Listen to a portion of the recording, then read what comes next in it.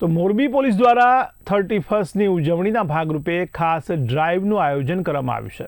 નવા વર્ષની શુભકામના પાઠવતા ફ્રોડ મેસેજથી સાવધાન રહેવા એસપી મુકેશ કુમાર પટેલે લોકોને અપીલ કરી છે।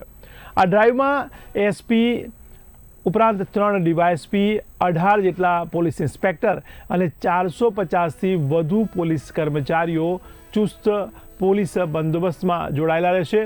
6 અલગ અલગ ટીમોથી પેટ્રોલિંગ હાથ ધરાવશે, જેમાં એલસીબી, એસઓજી ઉપરાંત પેરોલ ફરલો સહિતની ટીમો સતત પેટ્રોલિંગ કરશે।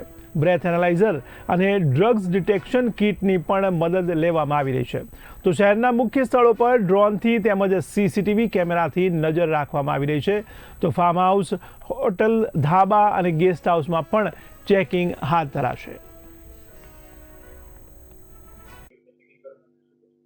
આગામી 31 ડિસેમ્બર અને 1 જાન્યુઆરીનું અનુસંધાને સમગ્ર મોરબી જિલ્લામાં ચુસ્ત બંદોબસ્ત ગોઠવવામાં આવ્યો છે।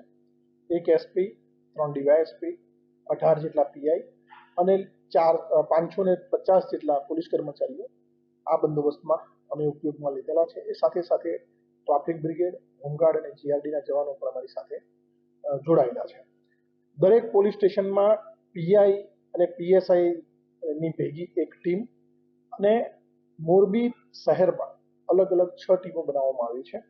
દરેક ટીમમાં પીઆઈ અને એમની સાથે મિનિમમ 20થી 25-30 માણસો દરરોજ ગઈકાલથી આ વાહન ચેકિંગની વ્યવસ્થા ચાલુ કરવામાં આવેલી છે અને અત્યારે આજે અહીંયા તો કાલે બીજી જગ્યાએ એમ અલગ અલગ જગ્યાએ વાહન ચેકિંગ ચાલુ હશે।